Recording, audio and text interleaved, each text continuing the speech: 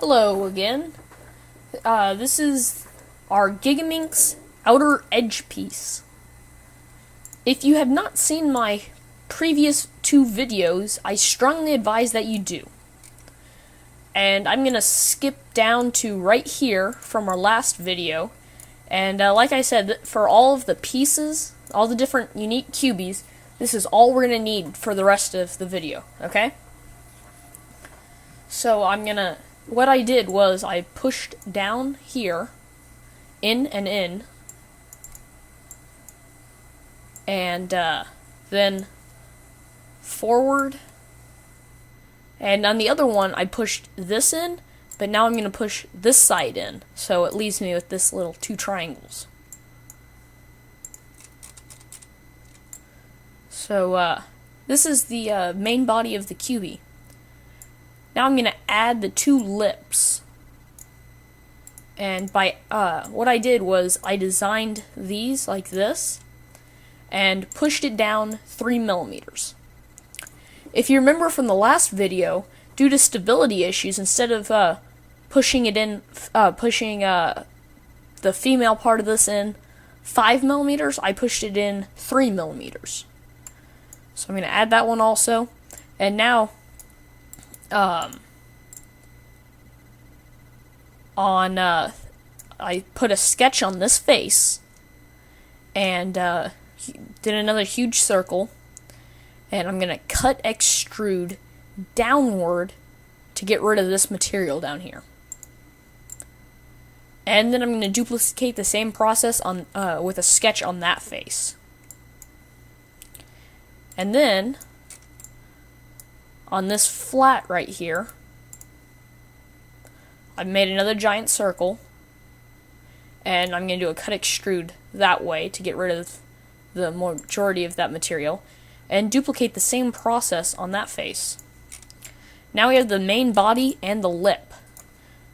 So now I'm going to add in the little circular spinning thing that's going to cut in right here. Whoops, wrong side. There, on that one. And now the two V-rails, same as the previous videos. And with a sketch on this face right here, I do a giant circle, and I'm going to cut extrude down through all that material, and duplicate the same process on that face.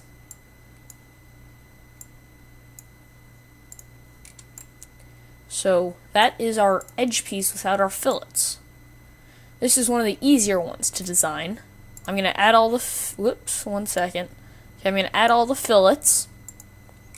And no errors this time, joy. But as you can see, that piece right there is kind of weird. And the reason that that's so weird, I think, is because remember the 17.03 that we pushed in that way and that way? That is a very precise guess. It's not exact. And to see how precise it is, we zoom way in, and you can see our little origin over here is going crazy. And you can see right there, that's how almost close it is. But now if we zoom way out, that little yellow bar that was right there, it kind of disappears and you can't see it at all. But the fillets can. So that's why we have that weird little thing right there. And again, these are all 1 millimeter fillets. And that's 1 millimeter on both sides, I think, to make it 2 millimeter, maybe. And the rest are 0.5 millimeter fillets, because there's not enough room for 1 millimeter fillets on this little design without eating up everything. And now, this is an assembly that I started, and it only has this one piece right here. And this is how it interacts with that middle edge we added, or that we created previously. Whoops. That didn't go right. So we're gonna add back in our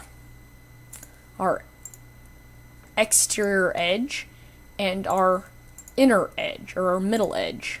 And there we go, that's right. So they come up to each other.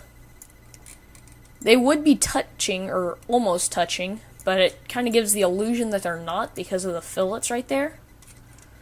And you can see how that rail is continuous. You have to make the rail continuous. And how that'll catch the stuff. And yet again, it gives the illusion that this one is way farther out here than that one is. But it's not, that's just the fillets. And I'm also going to add in our first piece that we designed, our center. And because this piece right here isn't a cylinder, it gives this piece right here something to push up against. That'll add increased stability. Thank you, TBT Tyler, for advising that from twistypuzzles.com. And you can see how that holds on to it right there. And this is a 3mm cut inwards, and that's a 3mm cut outwards. So these are how our first pieces interact. Thank you for viewing, and stay tuned for our next video.